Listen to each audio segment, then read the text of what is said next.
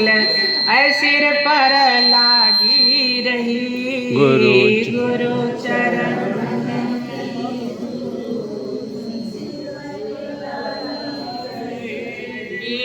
गुरु चरणन की धूल सिर पर लागी रही।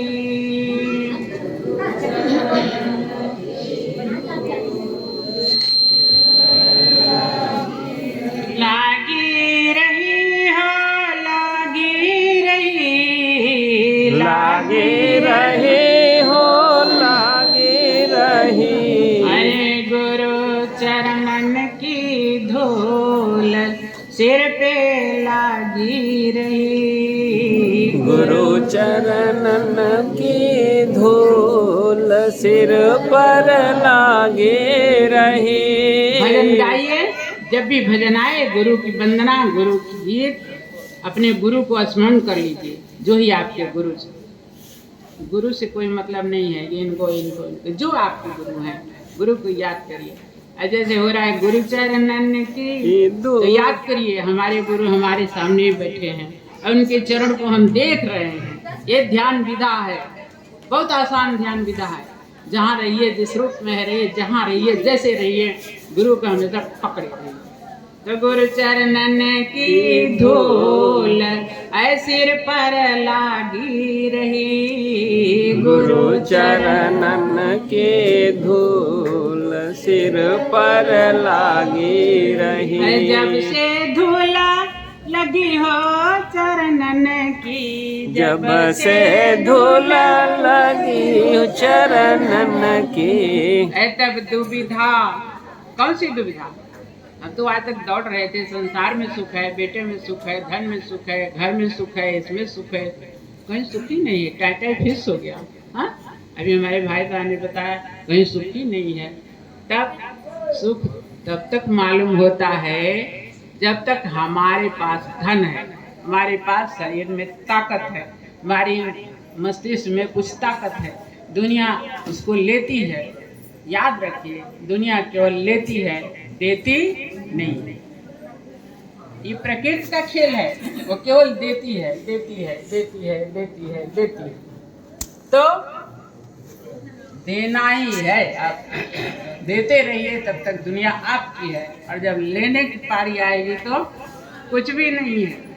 तो कहा अरे दुविधा, अब तक तो हम जानते थे संसार में सुख है, दौड़ रहे थे संसार को, कर्म कुछ भी कर किए जा रहे हैं। हा? लेकिन अब क्या हुआ? तो कहा नहीं, अब मालूम हो गया सुख कहाँ है। गुरु के चरणों में सुख है। जो दुविधा अरे हो गई दूर, मस्तक लागी रही। दुविधा दूर मस्तक लागी रही। चरणन के धूल मस्तक लागी रही। चरणन के धूल मस्तक लागी रही। पिंगला पिंगला ध्यान धर तू है। पिंगला पिंगला ध्यान धर तू है। क्या है?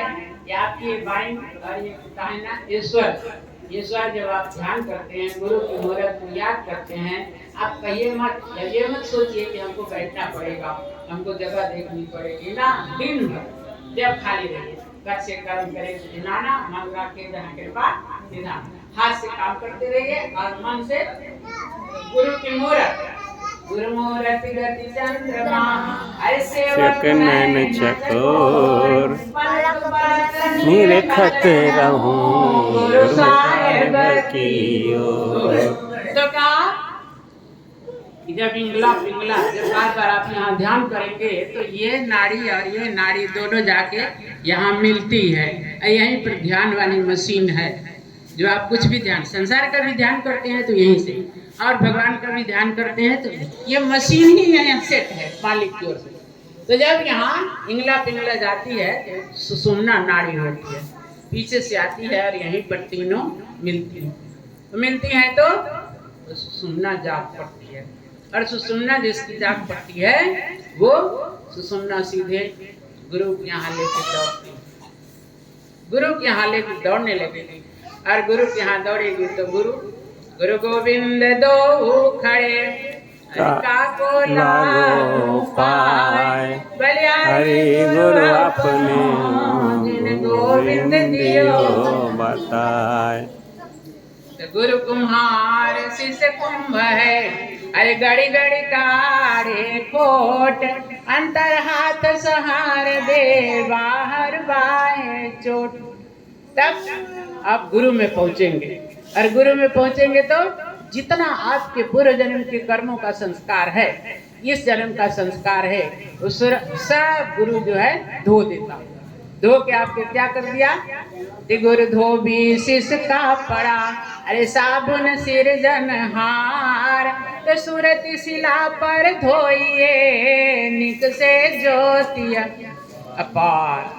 जब आप शुद्ध हो गए, अलग से नहीं होगा कि आपका शरीर चमकने लगा, आप शुद्ध हो गए।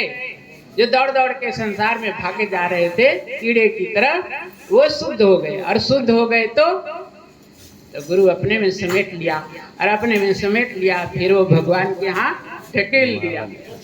तो कहा पिंगला पिंगला अरे ध्यान धर तू है, ऐ सूरती चढ़ी गई हजूर, सिर पे लागी रही, सूरती चढ़ गई हजूर, सिर पे लागी रही, गुरु चरणन की धूल सिर पे लागी रही। कहीं अगर उधर नहीं जाएंगे तो फिर मन एक ही है और वो एक ही जगह रहता है। अगर उधर नहीं गया तो कहाँ जाएगा? फिर उसी में जाएगा जहाँ से आप परेशान हैं। तो ये संसार अरे विषय का कांटा, ये संसार, ये संसार विषय का कांटा, अरे तब निकलेगा हो कोई सूर, सिर पे लागी रही, निकलेगा कोई सूर, सिर पर लागी रही। कहा सूर क्यों कह दिया? क्यों सूर कह दिया? तो बड़ा आसान है, हम इधर करेंगे उधर करेंगे, हैं? दौड़ के संसार के भी गीत गा देंगे, दौड़ के इधर भी चले आएंगे। कहा ना, ऐसे काम नहीं चलेगा। ऐसे जैसे आपको बलिया जाना है यहाँ से और आपने क्या किया?